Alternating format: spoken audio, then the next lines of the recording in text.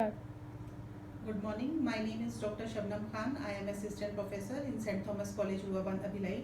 Today I am going to explain about micro teaching, जिसे हिंदी में सूक्ष्म शिक्षण कहा जाता है। तो आज की इस क्लास में हम ये जानेंगे कि सूक्ष्म शिक्षण या माइक्रो टीचिंग किसे कहते हैं। ये वीडियो 3 पार्ट्स में बना है।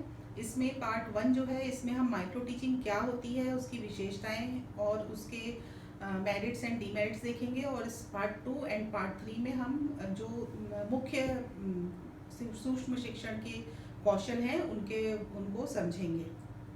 तो पहले हम देखते हैं कि माइक्रो टीचिंग क्या है। What is micro teaching? सूक्ष्म शिक्षण किसे कहते हैं? जो एक नॉर्मल क्लासरूम होता है उसमें जो एक शिक्षक होता है वो 30, 40, 50 मिनट, 1 घंटा जो भी वो पढ़ाता है, वो जो एक क्लास होती है वो बहुत सारे कौशलों से मिलकर बनी होती है, बहुत सारे स्किल्स से मिलकर बनी होती है। जैसे एक जो शिक्षक है क्लास में पार्ट को स्टार्ट करता है, फिर उसमें एक्सप्लेन करता है, कुछ स्टिमुलस वेरिएशन करता है, क्वेश्चंस पूछता है, क्लास वर्क होमवर्क देता है। तो इस तरीके से बहुत सारे कौशलों को मिलाकर एक क्लास बनती है। तो माइक्रो टीचिंग स्किल में हम यही जो कौशल हैं इनको अलग अलग करके प्रैक्टिस करते हैं, और जो टीचर ट्रेनीज हैं उनको एक नॉर्मल क्लासरूम में जाने के पहले माइक्रो टीचिंग स्किल्स की प्रैक्टिस के द्वारा उनको नॉर्मल क्लासरूम के लिए तैयार किया जाता है। तो उसे ही माइक्रो टीचिंग कहा जाता है। तो इस पहले हम कुछ डेफिनेशंस देखेंगे माइक्रो टीचिंग की।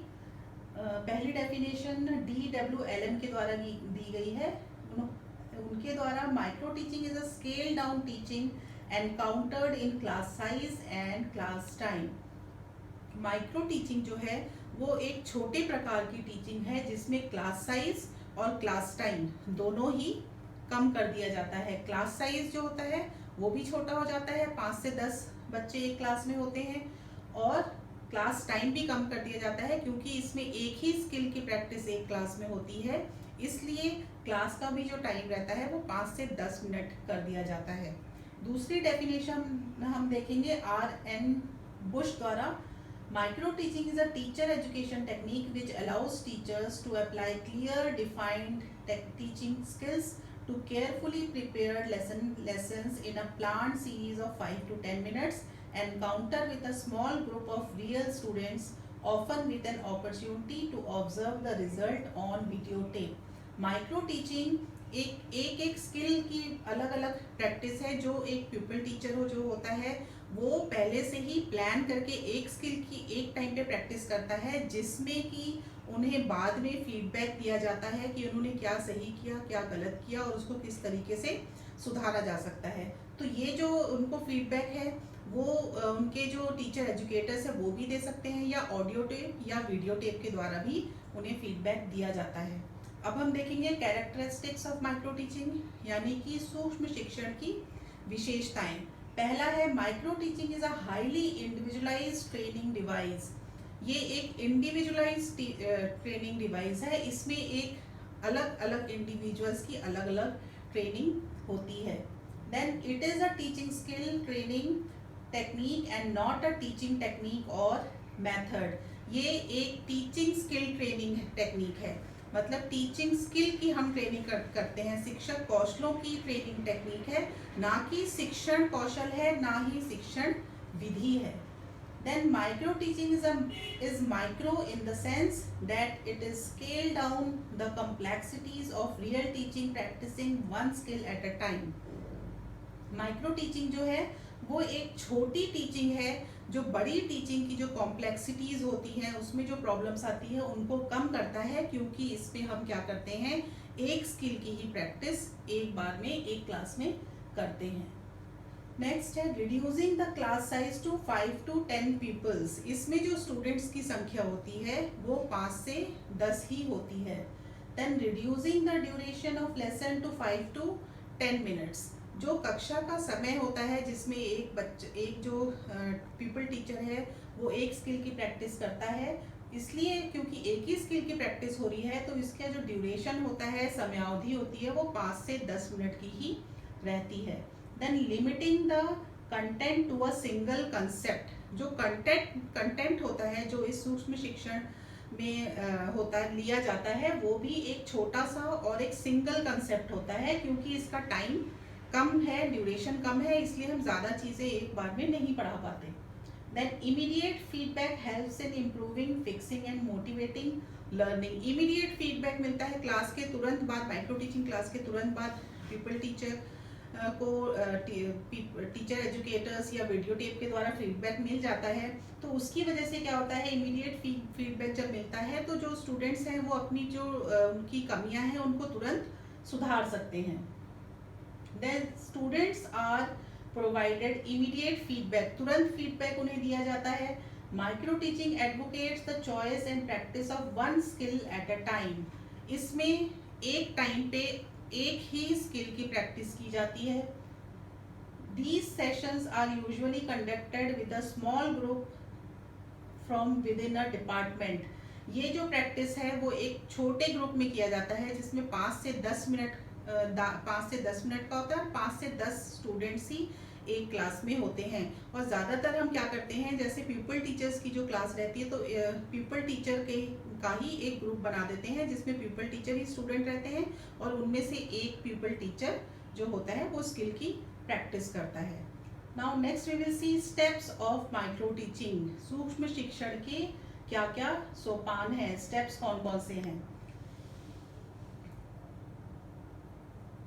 पहला है step 1, particular skill to be practicised is explain to the teacher trainees in terms of the purpose and components of the skill with suitable example. जिस स्किल की हम प्रैक्टिस कराने जा रहे हैं उसको क्या होता है, जो टीचर ट्रेनीज होते हैं, टीचर एजुकेटर्स जो होते हैं, उस पर्टिकुलर स्किल के बारे में टीचर ट्रेनीज को एक्सप्लेन किया जाता है, उसके कंपोनेंट्स बताए जाते हैं और उसको करने का उसके घटक बताए जाते हैं और उस जो पर्टिकुलर स्किल है उसके उद्देश्य बताया जाता है प्रॉपर एग्जाम्पल के साथ। Step 2, the teacher trainer gives the demonstration of the skill in micro teaching in simulated condition to the teacher trainees।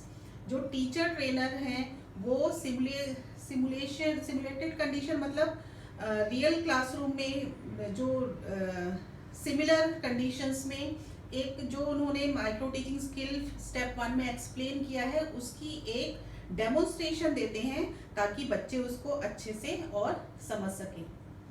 Then step 3, the teacher trainee plans a short lesson plan on the basis of demonstrated skill for his or her practice। जो teacher trainee होते हैं वो उस एक particular skill को जो explain किया गया है और जिसका डेमोन्स्ट्रेशन टीचर ने दे दिया है उसका एक छोटा सा लेसन प्लान बनाते हैं और उसकी प्रैक्टिस के लिए। Then step 4, the teacher trainee teaches the lesson to a small group of people। His or her lesson is supervised by the supervisor and peer groups। फिर क्या होता है, जो टीचर ट्रेनी जो उन्होंने लेसन प्लान बनाया है उसको एक 5 से 10 स्टूडेंट्स की क्लास में उसको प्रेजेंट करते हैं और उसको कौन सुपरवाइज करता है, जो टीचर एजुकेटर्स वो भी सुपरवाइज करते हैं या तो उनके पीयर ग्रुप जो उनके फ्रेंड्स हैं जो उनके क्लासमेट्स हैं वो भी उसको सुपरवाइज करते हैं। Then step 5, on the basis of observation of a lesson the supervisor gives feedback to the teacher trainee। फिर जो ऑब्जर्वेशन जो करते हैं, जो टीचर एजुकेटर्स ने ऑब्जर्व किया या पीयर ग्रुप ने ऑब्जर्व किया उसके बेसिस में टीचर एजुकेटर्स उनको फीडबैक देते हैं। The supervisor reinforces the instance of effective use of the skill and draws attention of the teacher trainee to the points where he or she could not do well। Teacher जो supervisor होते हैं वो उनको ये भी बताते हैं कि उन्होंने कहाँ पे क्या अच्छा किया और कहाँ पे उन्होंने ठीक से नहीं किया और कहाँ पे उनको इम्प्रूवमेंट की ज़रूरत है। Then next step is in the light of the feedback given by the supervisor the teacher trainee replans the lesson plan in order to use the skill in more effective manner in the second trial. फिर जो student को teacher trainee को feedback मिला है उसके basis पे people teacher जो है वो फिर से एक लेसन प्लान बनाता है ताकि वो अपनी गलतियों को सुधार सके। Next, the revised lesson is taught to another comparable groups of people. फिर जो रिवाइज्ड लेसन प्लान बनाया है उसको वो पीपल टीचर फिर से पढ़ाता है। Then the supervisor observes the reteach lesson and gives re feedback to the teacher trainee with convincing argument and reason. फिर उसके बाद जब उसने फिर से रीटीच किया है तो उसके बाद फिर से सुपरवाइज़र फिर उसको फीडबैक देते हैं कि उन्होंने फिर से अगर कोई गलती है तो गलतियाँ बताएंगे, कुछ अच्छा किया है तो फिर अच्छी चीज़ें बताएंगे. Then next step is the teach reteach cycle may be repeated several times till adequate mastery level is achieved. और ये टीच और रीटीच का साइकिल तब तक चलता जाता है जब तक कि वो प्यूपल टीचर उस पर्टिकुलर स्किल में एकदम परफेक्ट ना हो जाए. तो बेसिकली क्या है इसमें कि पहले जो प्यूपल टीचर को डेमोन्स्ट्रेशन दिया जाता है, एक्सप्लेन किया जाता है कोई पर्टिकुलर स्किल, फिर उनको डेमोन्स्ट्रेशन दिया जाता है, फिर प्यूपल टीचर हैं वो उसका लेसन प्लान बना के पढ़ाते हैं और उसके बाद सुपरवाइजर उनको फीडबैक देता है. फिर फीडबैक के बाद जो भी गलतियां होती हैं उनको सुधारने के बाद प्यूपल टीचर फिर से लेसन प्लान बनाते हैं और फिर से पढ़ाते हैं. और ये प्रोसेस तब तक चलता जाता है जब तक कि वो पर्टिकुलर स्टूडेंट उस पर्टिकुलर स्किल में परफेक्ट ना हो जाए. तो ये एक साइकिल है प्लान टीच रीटीच का. Now we will see objectives of micro teaching. Micro teaching के उद्देश्य, सूक्ष्म शिक्षण के उद्देश्य. पहला उद्देश्य है the main objective of micro teaching session is to provide the participants with an environment for practice based teaching to instil self evaluative skill.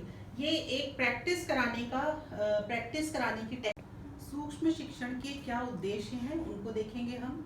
The main objective of the micro teaching session is to provide the participant with an environment for practice-based teaching to instill self-evaluative skill. Normal classroom में जाने के पहले teacher को एक particular skill में practice करके class में जाने के लिए तैयार करने की एक ट्रेनिंग है.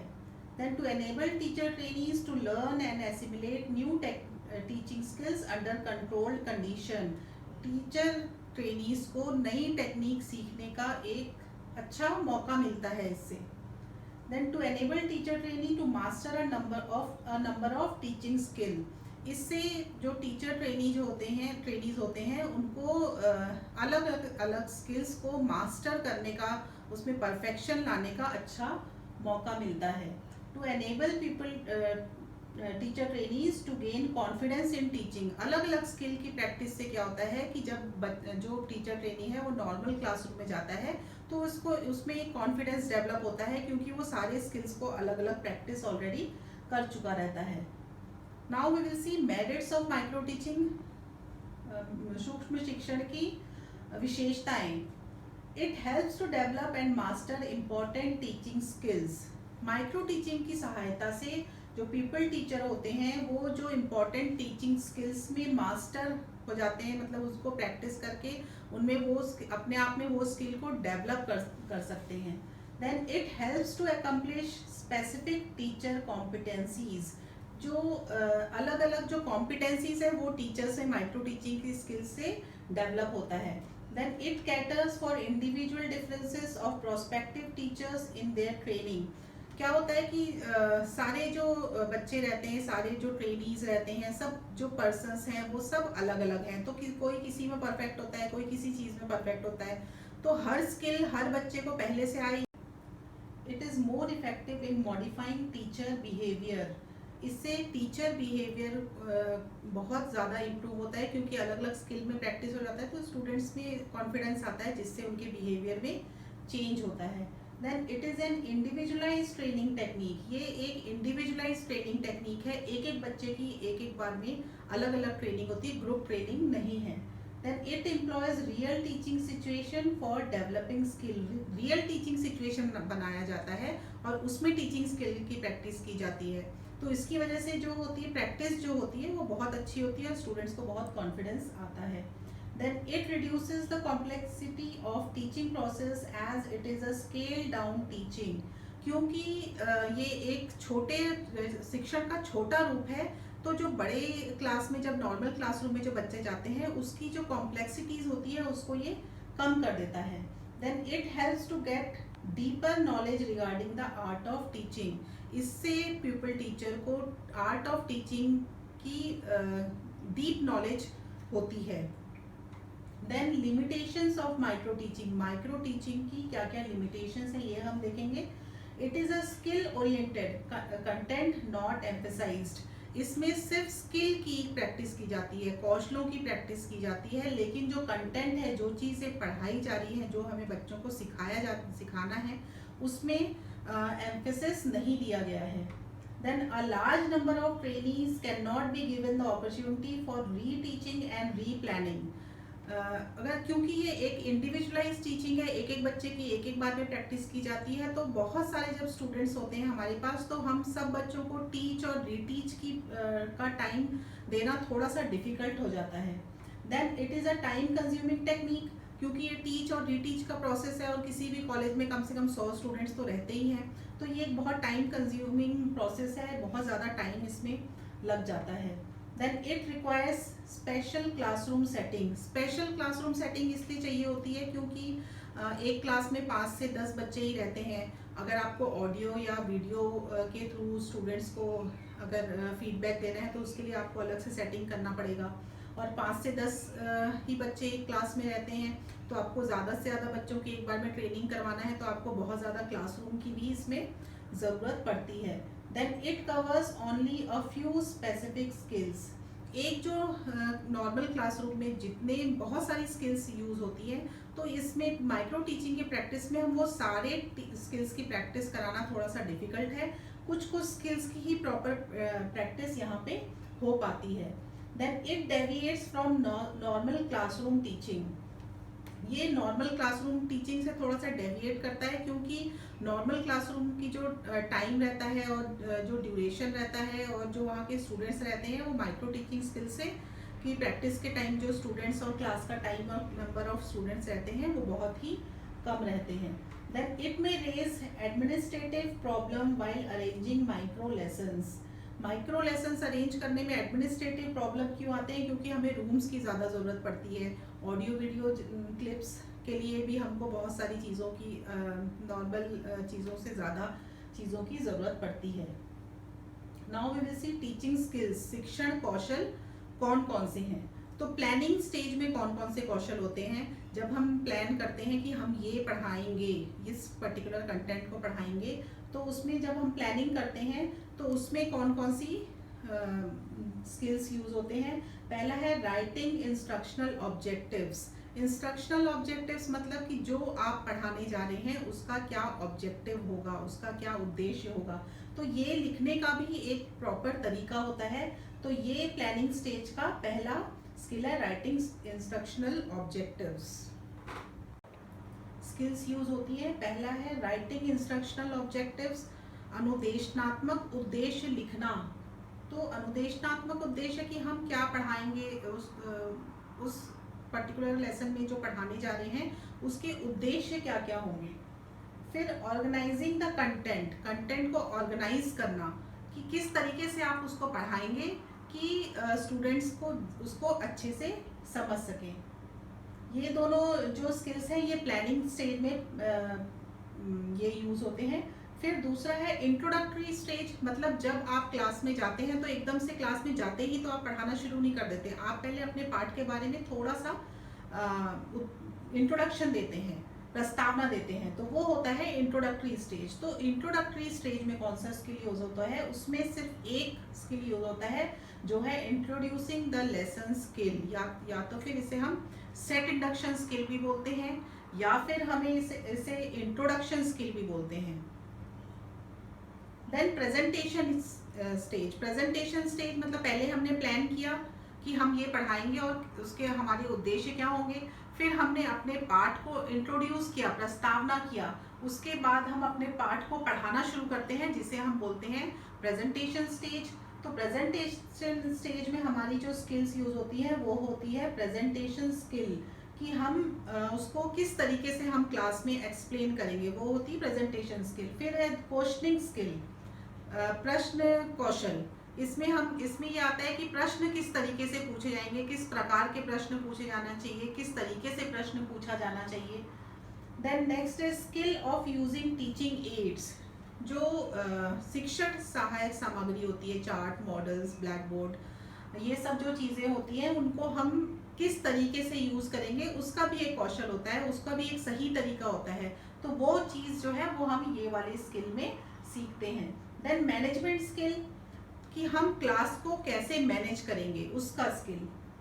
देन क्लोजिंग स्टेज, जब हम क्लास को ख़त्म करने जा रहे होते हैं, तो वो जो क्लास है हम ख़त्म कर रहे हैं तो उसको किस तरीके से ख़त्म करते हैं और उसमें कौन कौन सी स्किल्स यूज़ होती हैं।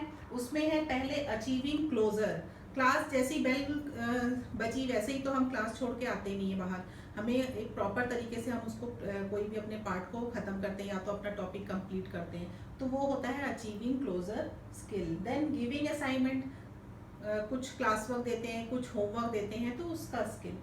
Then evaluating the pupils progress, pupils progress को इवेल्युएट करना कि उन्होंने कितना सीखा, तो उसको हम क्वेश्चनिंग के थ्रू भी सीखते हैं या क्लास वर्क होमवर्क के थ्रू भी पता कर पाते हैं, इवेल्युएट करते हैं। Then diagnosing people learning difficulties, बच्चों को सीखने में कहाँ कहाँ प्रॉब्लम आ रही है उसको डायग्नोज करना, उसको फाइंड आउट करना।